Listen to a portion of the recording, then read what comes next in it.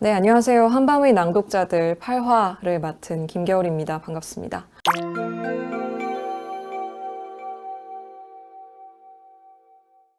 저는 작가이자 유튜브 채널도 하고 있고 라디오 DJ도 하고 있는 그런 사람이고요. 오늘 여러분과 한밤의 낭독자들 마지막 시간을 함께 하게 됐습니다. 2024년 2월 28일 수요일이고요. 이제 9시가 막 지났는데 28일이면 원래 마지막 날이어야 될 것 같은데 이번 해는 아니죠. 이번 해는 우리에게 하루의 기회가 더 있습니다. 내일은 2월 29일이고요. 오늘은 2월 28일 한밤의 낭독자들 마지막 시간입니다. 오늘 어떻게 재밌게 보내셨어요? 오늘이 다시 조금 추워져가지고 감기 걸리기 딱 좋은데 더워졌다 추워졌다 해가지고 오늘 어떻게 잘 챙겨 입고 나갔다 오셨나요? 이런 때에 건강을 조심해야 된다. 네, 아시죠? 오늘이 마지막 시간입니다. 슬퍼하시는 분들도 계신데 마지막인 만큼 더 알차게 재밌게 편안하게 한번 해보도록 하겠습니다. 한밤의 낭독자들 오늘 마지막 순서로 맞는 본격적인 낭독을 한번 시작해 보도록 하겠습니다. 한밤의 낭독자들은 문화체육관광부가 주최하고 한국문화예술위원회가 주관 운영하는 인문 360도에서 국민의 지친 몸과 마음을 위로하기 위해 기획한 소통 인문 콘텐츠입니다. 지금 이제 인문 360도 공식 유튜브 제가 채팅창을 보고 있고요. 그리고 인스타그램으로도 생중계가 되고 있는데요. 인스타그램으로도 보고 계신가요? 제가 인스타 댓글을 지금 못 보고 있어가지고 인스타로 오신 분들도 모두 환영합니다. 지난 1월 초에 시작을 해서요. 이제 2월 말까지 매주 수요일에 한 명의 낭독자가 나와서 나를 위로하는 문장이라는 주제로 직접 선별한 문장을 낭독하고 이런저런 이야기를 나누는 라이브 방송을 함께 해왔죠. 1월에는 정지우 작가, 박준 시인, 싱어송라이터 시와 그리고 장항준 감독님이 출연을 하셨고요. 2월에는 이설 배우, 최갑수 여행작가, 김중혁 소설가, 그리고 마지막으로 제가 이 자리에 함께 하게 됐습니다. 나를 위로하는 문장이라는 주제로 오늘 한번 소통을 해볼 텐데요. 나를 위로하는 문장이 이게 제가 전에 책에 그런 구절을 쓴 적이 있는데요. 이런 질문 되게 많이 받거든요. 위로가 되는 구절 추천해 주세요. 힘들 때 위로가 되는 책을 추천해 주세요. 이런 식의 질문을 많이 받는 편인데 제가 그 질문에 대해서 이런 글을 쓴 적이 있어요. 책이 누군가를 위로한다고 했을 때 어떤 특정한 책이 나는 지금부터 너를 위로할 거야 라고 쓰인 그런 책이 아니라 그냥 어떤 작가가 마음을 다해서 본인이 생각하고 있는 것을 정말 집중해서 열심히 쓰면 그게 어떤 장르의 어떤 내용의 어떤 문체의 책이든지 간에 다 위로가 되는 것 같아요. 네, 제가 책의 말들에서 썼죠. 바로 아시는 분들도 계시네요. 그래서 저는 어떤 특정한 책이 이 책이 지금부터 당신에게 위로가 될 겁니다 라고 추천하는 것을 별로 좋아하지 않고요. 오히려 예상치 못했던 곳에서 위로를 찾는 일이 책을 읽는 어떤 책을 다양하게 읽고 책 속을 파고 들어가는 큰 즐거움의 일부를 차지한다고 생각하거든요. 그래서 위로가 되는 문장만 이렇게 막 검색을 하거나 위로가 되는 책을 막 찾아다니기보다는 내가 읽는 어떤 책 속에서 그 저자의 생각이나 등장인물의 마음 같은 것을 같이 헤아려 보면서 그 안에서 위로를 얻는 그런 경험을 여러분이 많이 해보셨으면 좋겠다 이런 생각을 많이 하게 됩니다. 그래서 오늘 고른 제가 낭독할 문장들도 그런 의미에서 좀 여러 가지 관점에서의 위로를 여러분께 건네보고 싶어서 골랐고요. 제가 이제 맡은 테마는 이제 큰 줄기는 위로가 되는 문장인데 제가 오늘 정한 이 낭독의 테마는 독서가의 밑줄 긋기입니다. 그러니까 제가 지금까지 읽은 수많은 책들이 있을 거잖아요. 모르긴 몰라도 네 자리는 되겠죠. 굉장히 많은 책들 중에 지금 저희 독서 세계 그리고 저희 세계관을 만들어주는데 큰 기여를 한 그런 책 중에 뭘 고를까 하다가 좀 그래도 저한테 좀 중요했던 책으로 골라보자 싶어가지고 세 권의 책을 아껴서 선별을 했는데 제가 좀 좋아하는 책들이어서 여기 오신 분들 중에 저희 영상을 많이 보신 분들은 그 책 나 알아 라고 하실 수도 있어요. 많이 들어본 얘기가 나올 수도 있는데, 하지만 또 모르시는 분들도 계실 테니까 오늘 같이 한번 이야기를 해보면 좋겠습니다. 제가 오늘 함께 읽을 책은요, 일단 첫 번째 책은, 이거는 제가 조금 전형적인 의미에서 골랐는데요. 위로가 되는 책이라고 했을 때, 저는 가장 첫 번째로 항상 이 책을 꼽거든요. 바로 눈치를 채실 수도 있는데, 제가 마음이 산란해지거나, 사는 게 힘들어지거나, 마음이 복잡해질 때 한 번씩 꺼내서 읽게 되는 어떤 저의 약간의 경전 같은 그런 책인데요. 바로 마르쿠스 아우렐리우스의 명상록입니다. 명상록은 제가 하도 여기저기서 얘기를 많이 해가지고 아마 아시는 분들이 좀 계실 텐데요. 마르쿠스 아우렐리우스라는 사람은 고대 로마 시대의 황제였습니다. 당시에 이제 오현제라고 불리는 당시에 굉장히 현명했던 황제 중에 한 명이고, 그리고 스토아 학파라고 불리는 철학의 한 분파의 말하자면 뭐 연구자라고 해야 될까요? 아니면 뭐 약간의 어떤 그걸 실천하고자 노력했던 학도라고 해야 될까요? 그런 측면도 있었어서 고대 로마의 황제였고 직접 전장에 나가서 전쟁을 지휘하는 지휘관이었으나 동시에 굉장히 검소한 삶을 살았고, 본인이 스토아 학파의 가르침을 계속해서 배우고 실천하기 위해서 노력했던 사람인데요.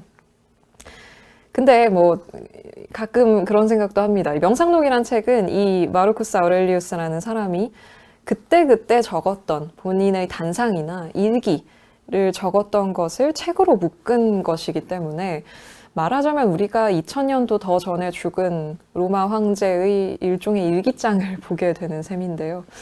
제가 죽은 뒤에 뭐 2000년 뒤에 인간이란 종이 있을지는 모르겠지만 2000년 뒤에 인간이 나의 일기장을 읽는다고 생각하면 조금 아찔한 부분이 있는데요. 하지만 이 책은 정말 단순한 일기, 오늘 내가 뭐 했다, 뭘 느꼈다, 이런 일기가 아니고요. 원래의 원제는 내가 나 자신에게 라는 원제를 가지고 있어요. 그러니까 내가 나 자신에게 하는 다짐, 내가 나 자신에게 보내는 메시지, 이렇게 살아야지, 저렇게 살아야지, 이걸 기억해야지, 저걸 기억해야지, 이런 배움과 가르침을 잊지 말아야지 라고 하는 그런 본인의 다짐과 깨달음을 쓴 그런 책이기 때문에, 뭐 농담으로 약간 일기라고는 했지만 좀 배울 점이 많은 그런 책입니다. 그래서 이 책을 일단 골랐고요. 두 번째 책이랑 세 번째 책은 그때그때 공개하는 게 나을 것 같아가지고 일단 첫 번째 책 낭독하고 두 번째 책을 공개하도록 하겠습니다. 자, 그러면 낭독을 좀 하고 이어서 이야기를 이어나가 보도록 할게요. 머지않아 순식간에 너는 재나 유골이 될 것이며 이름만, 아니 이름조차 남지 않을 것이다. 이름은 공허한 소리나 메아리에 불과하다. 살아있는 동안 높이 평가받던 것들도 공허해지고 썩고 하찮아지며 서로 물어뜯는 강아지들이나 금방 웃다가 금방 울음을 터뜨리는 앙살스러운 아이들과 같다. 그러나 성실과 염치와 정의와 진리는 길이 넓은 대지에서 올림포스로 가게 될 것이다. 그렇다면 무엇이 너를 이 세상에 붙잡아 두는가? 만약 감각의 대상들이 쉬이 변하고 안정성이 없다면, 우리의 감각기관들이 불확실하고 쉬이 오도된다면, 가련한 혼 자체가 피의 증기에 지나지 않는다면 그런 자들 사이에서 명성을 얻는 것이 무의미한 일이라면 말이다. 그러면 어떻게 해야 하는가? 소멸이 됐든 이주가 됐든 담담하게 기다려야 한다. 하지만 그때가 올 때까지 어떻게 하면 만족스럽겠는가? 신들을 공경하고 찬양하는 것, 사람들에게 선행을 베푸는 것, 사람들을 참고 견디거나 멀리하는 것 말고 또 무엇이 있겠는가?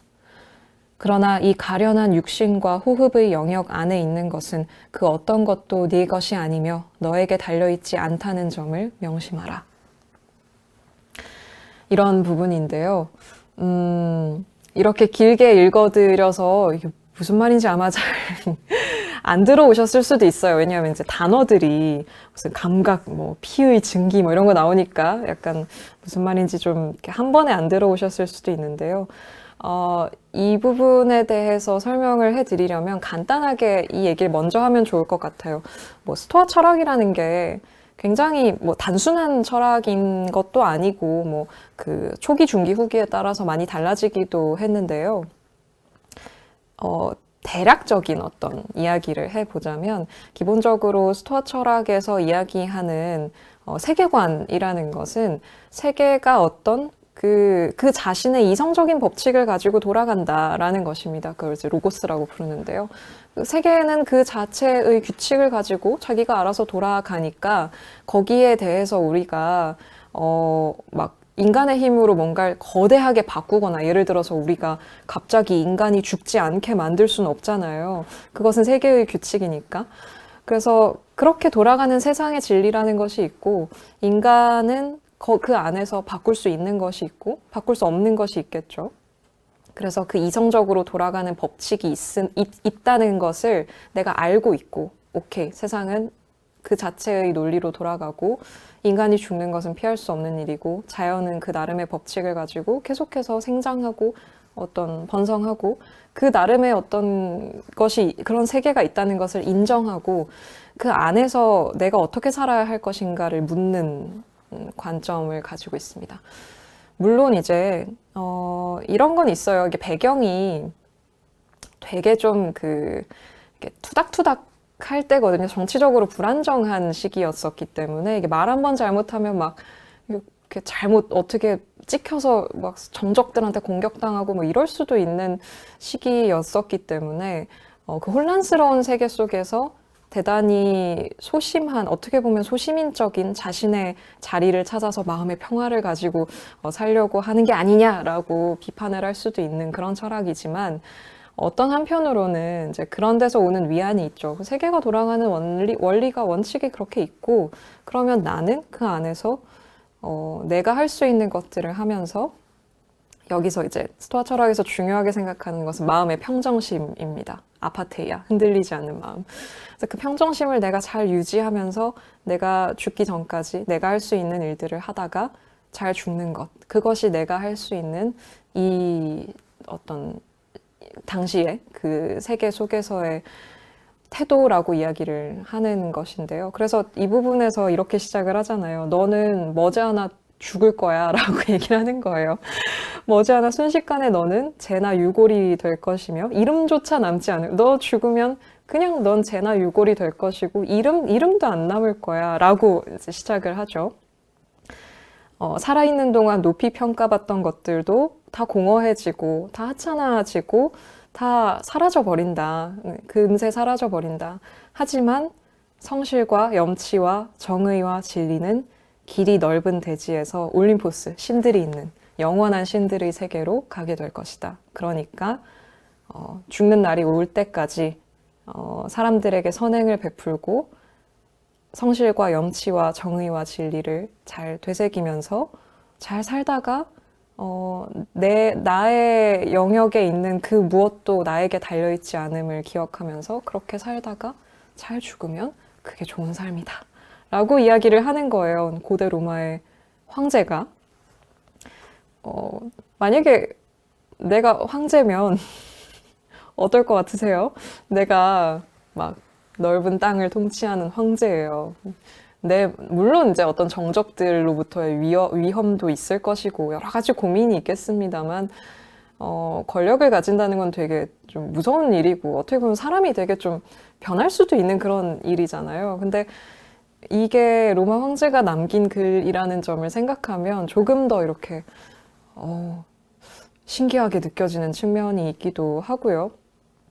그리고 저는 이 구절을 볼 때마다 되게 마음이 차분해지고 위로가 되는 측면이 있는데 좀 그런 부분이 있어요. 그러니까 그 사람이 욕심이 끝이 없지 않습니까? 욕심이 정말 내가 1을 가지면 2를 가지고 싶어 하고 2를 가지면 3을 가지고 싶어 하고 그래서 내가 10을 가지지 못한 것에 대해서 막 너무너무 괴롭잖아요.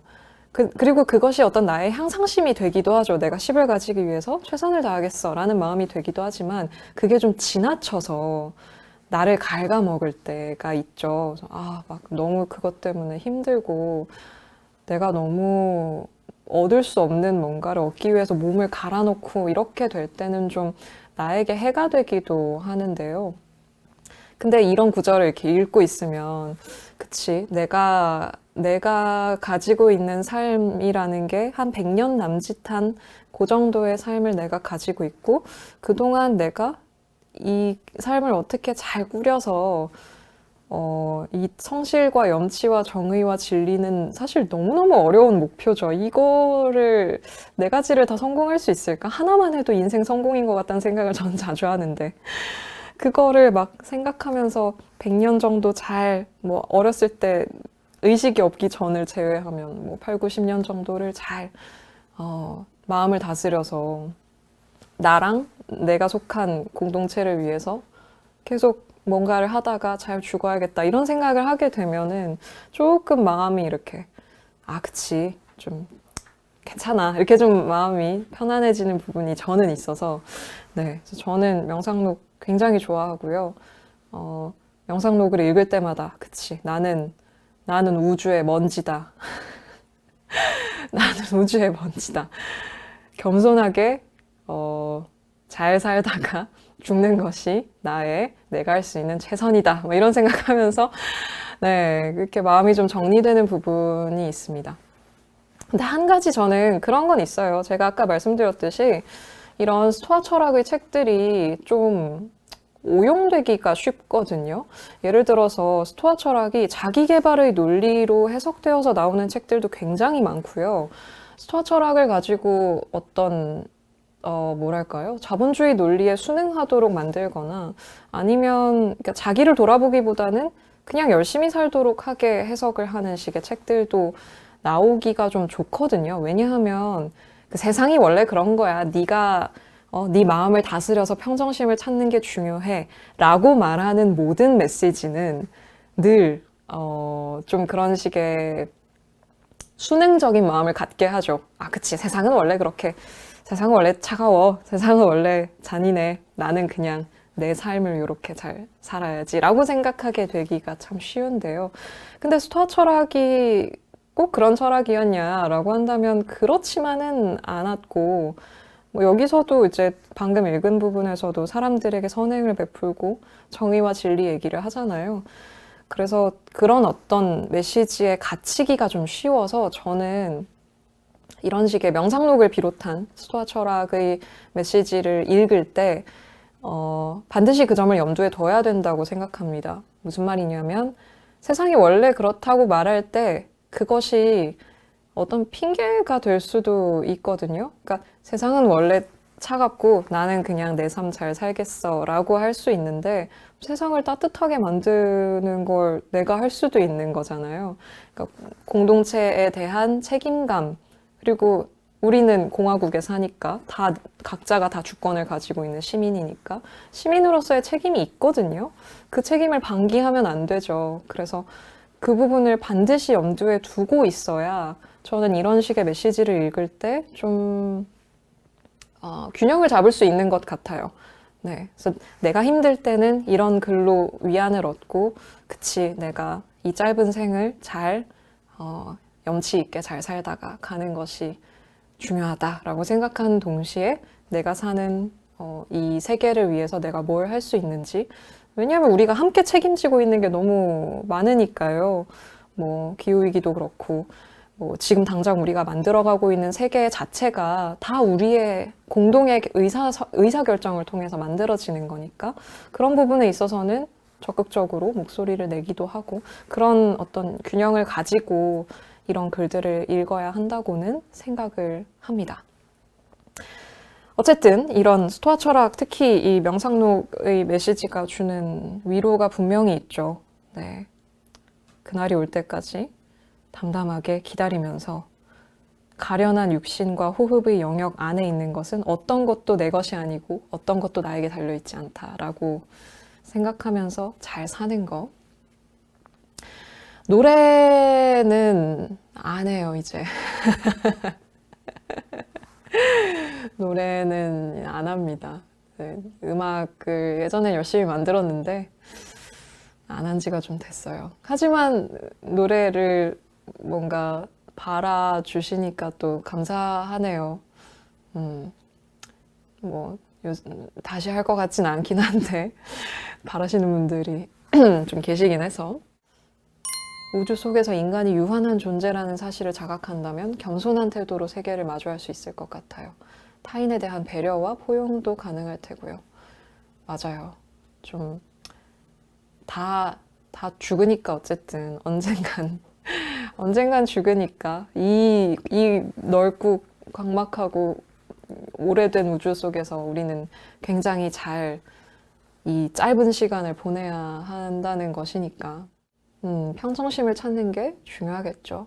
맞아요. 그래서 세상을 허무하게 볼 수도 있다는 것이 경계해야 할 점입니다. 이런 책을 읽을 때, 이런 메시지를 읽을 때, 아, 그치. 뭐 우주는 넓고 나는 조금 살다 죽을 건데, 뭐 이왕 조금 살다 죽을 거 다 이 삶 부질없다, 허무하다. 이렇게 가면은 또, 이런 메시지를 받아들이는데 또 좀 방해가 되겠죠. 약간 그 안에서의 밸런스를 잘 잡는 게 중요하다고 생각합니다.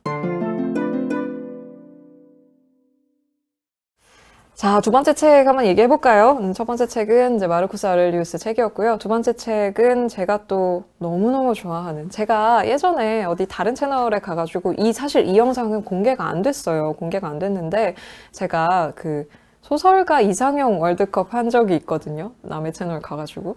그래서 그 세계문학 전집의 소설가들을 쭉 해놓고 한 32강부터 했나 16강부터 했나 해가지고 제가 조금 더 좋아하는 작가들을 쭉쭉쭉쭉 해가지고 그 마지막 한 명의 작가를 뽑는 그걸 제가 했었는데 거기서 1등을 차지한, 말하자면 저희 최애 소설가라고 할 수 있겠는데요.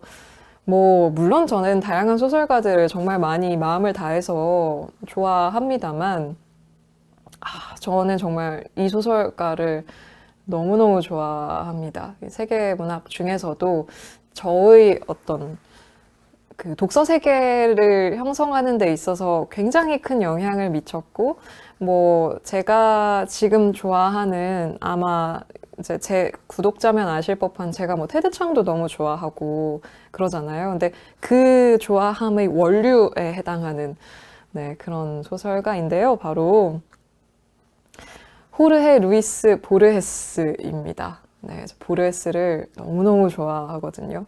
보르헤스는 이제 단편 소설만 남긴 네, 남미의 너무너무 유명한 네, 소설가죠. 보르헤스가 노벨상을 못한 걸로 알고 있는데 마르케스가 받았나요? 마르케스도 못 받았나? 네, 보르헤스는 어쨌든 단편 소설만 계속 썼었고요. 보르헤스가 남긴 단편들은 정말 뭐라고 해야 될까? 정말 제가 생각하는 굉장히 이상적인 소설들 중에 하나예요. 그래서 보르헤스는 말하자면 어떤 문체라든지 아니면 어떤 감성적인 뭐 그런 부분에서의 뛰어난 작가라기보다는 이제 보르헤스의 제가 매력을 느끼는 부분은 보르헤스가 각각의 그 작품마다 만들어낸 세계들이 있거든요. 그게 정말 너무 탁월하고, 그리고 사실 조금 철학적이기도 합니다. 조금 철학적이기도 하고, 보르헤스에게 영향을 받은 사람들이 정말 많습니다. 제가 아까 말씀드린 테드 창은 물론이고요. 뛰어난 소설가들이 보르헤스에게서 정말 많은 영향을 받았어요. 지금 나오는 소설들도 보면 이 사람 보르헤스 좋아한다 라는 것이 바로 느껴지는 그런 소설가들이 분명히 있거든요. 그래서 조금 그 각각의 작품마다의 구조를 갖추고 하나의 세계를 만들고, 그 세계가 굉장히 할 수 있는, 너무나 인간이 할 수 있는 대단히 철학적인 상상들을 구체적인 형태로 쫙 펼쳐 놓거든요. 제가 이제 읽어드릴 텐데 그런 부분에 있어서 너무너무 탁월한 소설가이기 때문에 제가 정말 보르헤스를 읽으면서 너무너무 흥분했던 기억이 있어요. 정말 정말 이런 작가가 있었구나. 너무 좋다. 너무너무 좋다라는 생각을 했었습니다. 보레스 제가 가져온 단편은요, 바벨의 도서관이라는 이 보레스의 수많은 단편 중에서도 대표작으로 손꼽히는 대표작이 뭐 한 여러 편 꼽는다면 뭐가 있을까요? 뭐 돈키호테도 있을 거고, 돈키호테 그 원본을 말하는 게 아니고요. 네, 돈키호테에 대한 소설이 있어요. 뭐 그런 것도 있을 거고, 뭐 무한히 여섯 갈래로 갈라지는 그 정원도 있을 거고, 뭐 여러 가지가 있을 텐데요. 그 중에서도 제일 유명한 바벨의 도서관이라는 작품이고요. 이 바벨의 도서관은 여러분 그 공각기동대 혹시 보셨습니까? 공각기동대에도 너무 큰 영향을 줬고요. 그리고 움베르토 에코의 푸코의 진자가 아니고 움베르토 에코의 소설에도 너무 큰 영향을 줬었고, 푸코의 진자 맞죠? 나 지금 갑자기 약간 헷갈렸어. 움베르토 에코의 소설에도 굉장히 큰 영향을 줬고, 그리고 그 밖에도 이제 여러분이 뭐 어떤 대중문화를 접하다 보면 어쩌다 한 번은, 장미의 이름 죄송해요. 대중문화를 접하다 보면은 반드시 만나게 되는, 심지어는 그 게임 중에도 이거는 약간 잔인한 게임이어서 뭐 추천드리는 게임은 아닌데, 이제 단간론파 뭐 이런 게임 보면 거기도 등장을 하거든요. 그러니까 정말 많은 대중문화에 후대에 영향을 미친 그런 단편이라고 할 수 있고요. 그래서 바벨의 도서관의 그 앞부분, 맨 첫 부분을 제가 좀 가져왔는데요. 한번 읽어드리고 이야기를 이어서 한번 해볼게요. 아까와 마찬가지로 들으실 때 바로바로 들어오진 않으실 수도 있어서 좀 이렇게 머릿속으로 상상을 하시면 좋습니다. 한번 읽어볼게요. 우주, 다른 사람들은 도서관이라 부르는 우주는 부정수 혹은 무한수로 된 육각형 진열실들로 구성되어 있다. 아주 낮게 난간이 둘러져 있는 이 진열실들 사이에는 거대한 통풍 구멍들이 나 있다. 그 어떤 육각형 진열실에서도 끝없이 뻗어 있는 모든 위층들과 아래층들이 훤히 드러나 보인다. 진열실들의 배치 구도는 일정하다. 각 진열실에는 두 면을 제외하고 각 면마다 5개씩 모두 20개의 책장들이 들어서 있다. 책장의 높이는 각 층의 높이와 같고 보통 체구를 가진 도서관 사서의 키를 간신히 웃돌 정도이다. 책장이 놓여있지 않는 두 면들 중에 하나는 비좁은 현관으로 통해 있다. 그 현관은 모두가 똑같은 형태와 크기를 가진 다른 진열실로 연결되어 있다. 현관의 왼편과 오른편에는 각기 아주 작은 방이 하나씩 있다. 하나는 서서 잠을 자는 곳이고 다른 하나는 용변을 보는 곳이다. 현관에는 나선형 계단이 나 있는데 계단은 아득하게 위아래로 치솟거나 내려가 있다. 현관에는 거울 하나가 있다. 그 거울은 겉모양을 충실하게 복제한다. 사람들은 이 거울을 통해 도서관은 무한하지 않다는 결론에 도달하곤 한다. 나는 그 반짝거리는 표면이 무한을 반영할 뿐만 아니라 그것을 확증시켜준다고 상상하기를 좋아한다. 빛은 등이라는 이름을 가진 몇 개의 둥근 과일들로부터 유래한다. 각 육각형마다 서로 교차의 형태를 이루고 있는 2개의 등이 있다. 등들이 발하는 불빛은 충분치 않으나 꺼지지 않고 항상 켜 있다. 네, 이런 부분인데요. 바벨의 도서관 맨 첫 부분입니다. 이게 상상이 좀 가시나요? 이게 처음 들으면 무슨 무한수 육각형 현관? 뭐 이렇게 되는 게 있는데, 찬찬히 생각해보면 이게 무한한 도서관을 상상해 보시면 돼요. 네, 제가 책의 말들에도 당연히 인용을 했었습니다. 무한히 아주 높은 계단으로 연결된, 그리고 그 방과 방 사이가 현관으로 쭉 연결된 아주 넓은 도서관이고요. 이 바벨의 도서관을 읽다 보면 뭐 그런 식의 이제 묘사가 나옵니다. 가능한 모든 알파벳의 배치가 다 있어서 어떤 책을 꺼내면 그 책은 이제 어떤 세계의 끝을 예언한다고 하는 그 한 권의 책이 있는 거예요. 왜냐하면 가능한 모든 경우의 수의 책이 이 무한한 도서관에 꽂혀 있기 때문에. 그래서 말하자면 이 맨 처음에 우주, 다른 사람들은 도서관이라 부르는 이라고 시작하잖아요. 그러니까 정말 우주 같은 도서관인 거죠. 세계의 모든 것이 기록되어 있고, 세계의 모든 것이 예언되어 있고, 세계의 모든 것을 담고 있는 그런 공간이라고 묘사가 되어 있는 거예요. 그래서 제가 이 부분을 고른 이유는 일단 제가 책을 너무 좋아하잖아요. 그리고 저는 어렸을 때, 전 학창 시절 때 저는 어릴 때부터 책을 많이 읽었는데요. 근데 학창 시절에 책을 많이 읽었던 거는 어릴 때는 재밌어서 읽었던 게 큰데 학창 시절에는 제가 도서관을 진짜 많이 갔는데요. 왜 책을 많이 읽고 도서관을 많이 갔냐면 좀 도피성 독서를 했습니다. 좀 도망치고 싶었어요. 너무 힘들어서. 그래서 너무너무 마음이 지치고 힘들 때 그 학교 도서관이나 시립 도서관 같은 데를 가요. 이렇게 가가지고 도서관 보면 이렇게 책장이 쭉 있잖아요.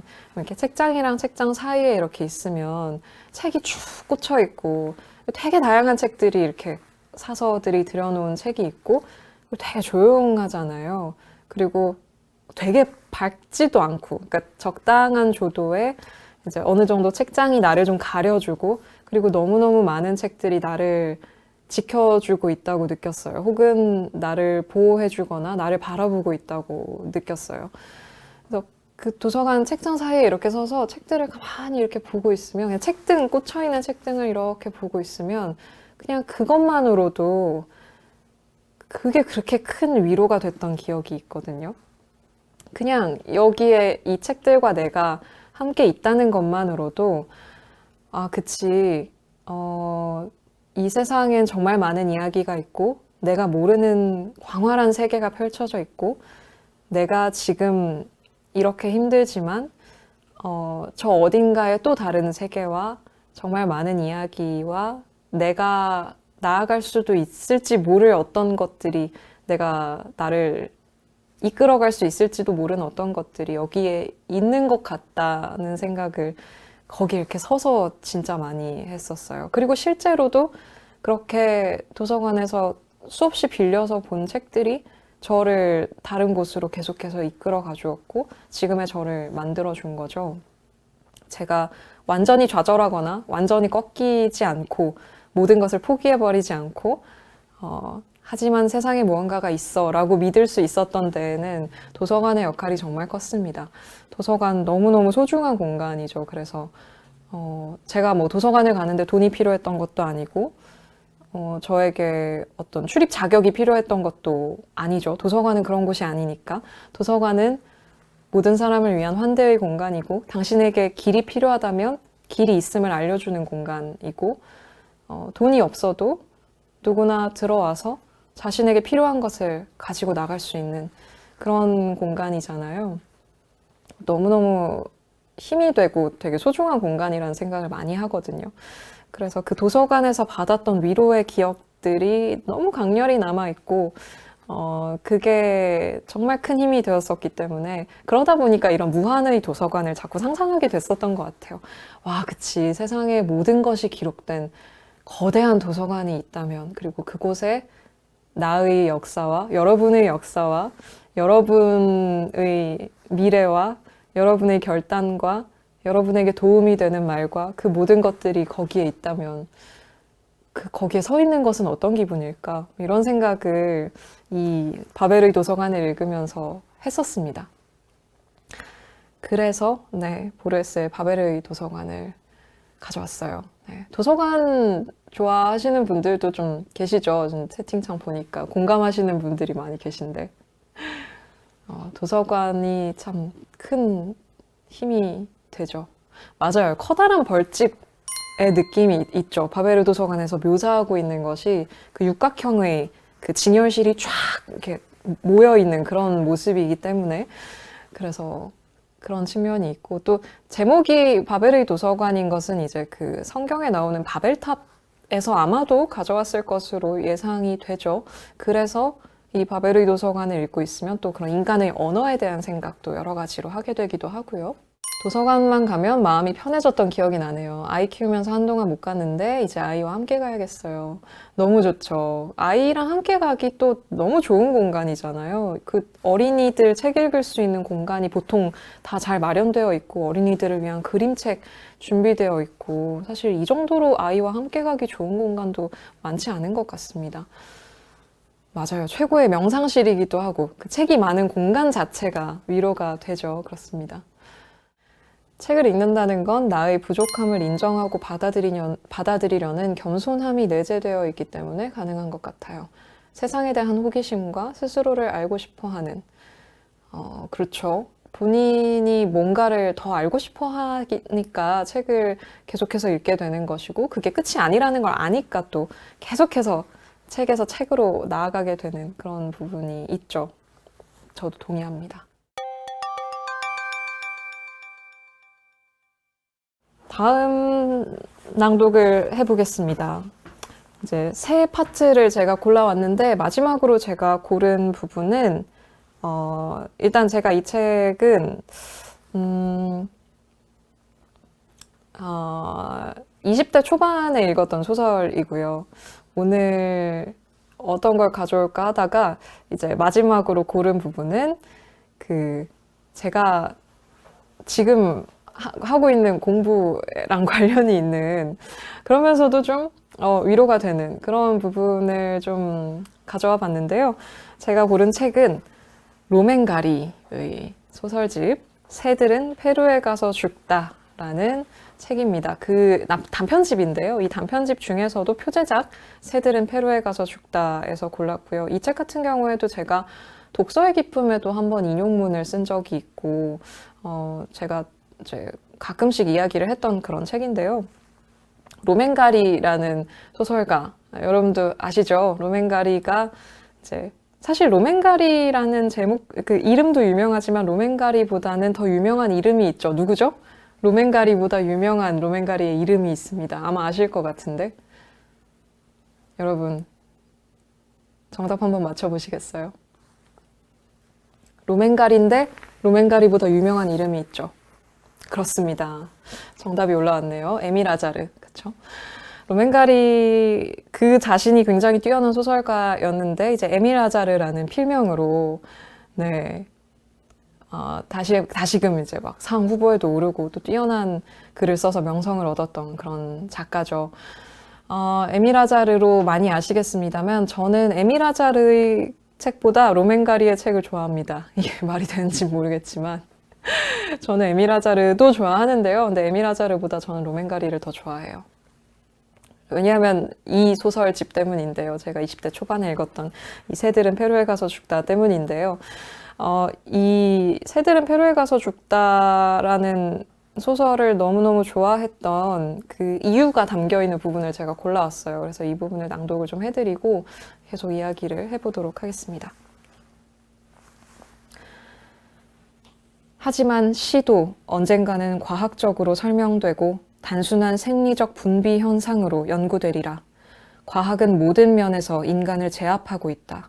오직 바다만을 친구로 삼고 페루 해변의 모래 언덕 위에 있는 카페의 주인이 되는 데에도 설명이 있을 수 있다.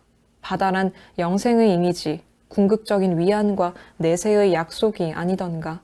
조금 시적이긴 하지만 영혼이 존재하지 않기를 바라야 할 터.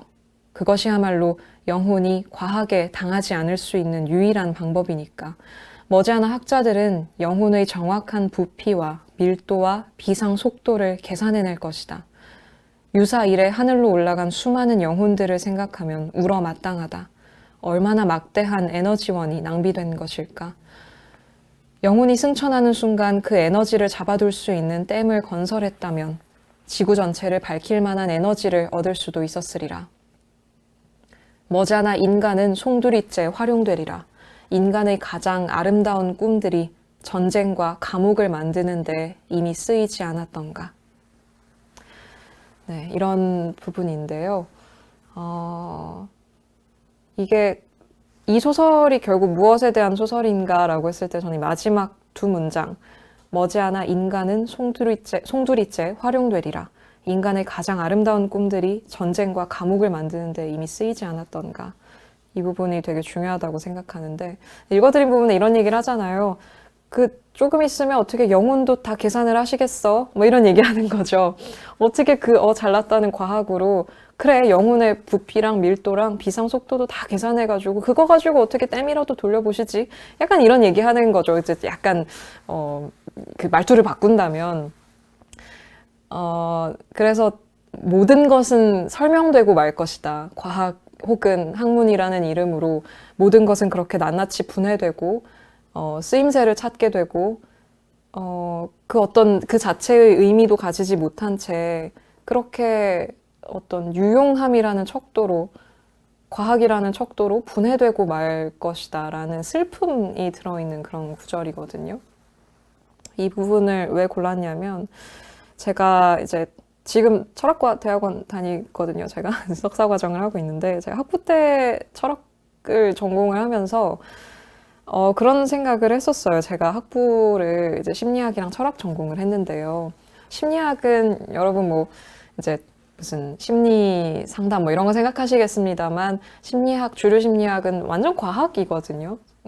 그냥 과학이에요. 완전 과학의 방법론과 과학의 언어를 채택하고 있고, 그러니까 과학의 눈으로 인간을 보는 학문이고요. 철학은 완전히 인문학적인 눈으로 인간을 바라보는 것인데, 그 사이에서 이제 계속 왔다 갔다 하면서 수업을 듣고 공부를 하면서 그런 생각을 했었어요. 심리학과 수업에 들어가면 인간을 설명할 때 과학의 언어로 인간을 분해하죠. 예를 들어서 뭐 어떤 부분을 건드리면 무엇이 활성화돼서 어떤 인체 기전에 의해서 어떤 반응이 나온다 라든지, 아니면은 뭐 조건화를 시키면 왜 개한테 먹이 주면서 종을 울리면 종만 울려도 침이 나온다는 그런 것처럼, 조건화를 시키면 인간은 그렇게 조건화가 된다, 뭐 이런 어떤 것들을 이야기할 때 저는 그 교실 안에서 그런 생각을 했었어요.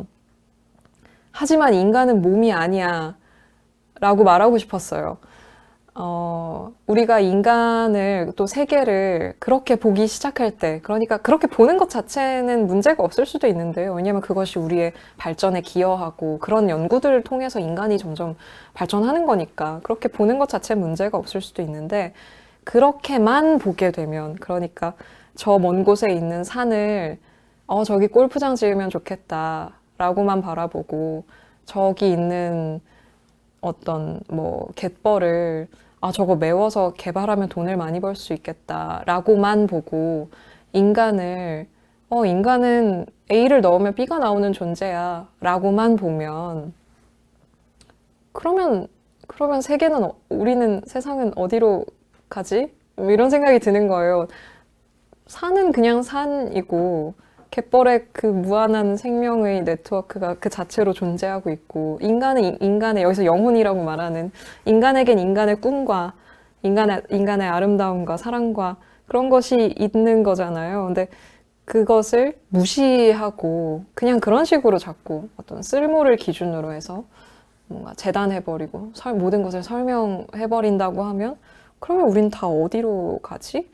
뭐 이런 생각을 했었거든요. 제가 그래서 이제 지금 대학원에서 공부를 하는 것도 그것과 어느 정도는 관련이 있는 그런 부분을 제가 공부를 하고 있는데요.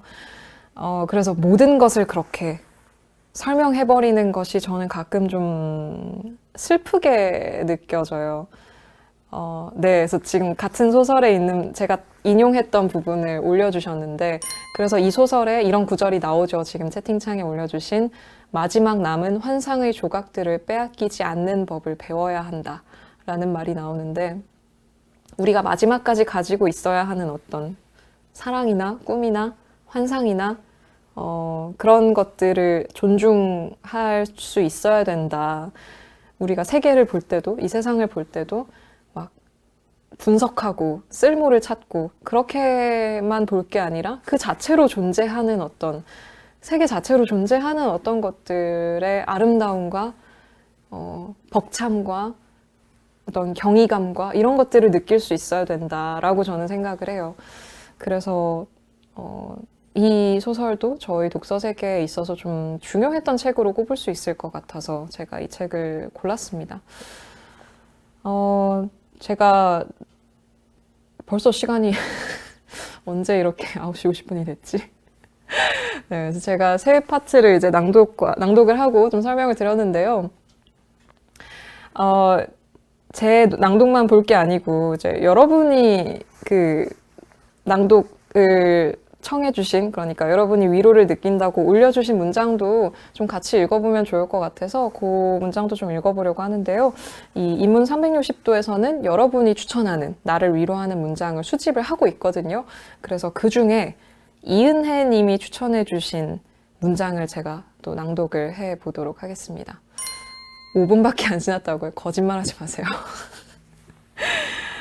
이은혜 님은 박완서 작가의 인터뷰집 박완서의 말 중에서 고르셨고요. 한번 읽어보도록 하겠습니다.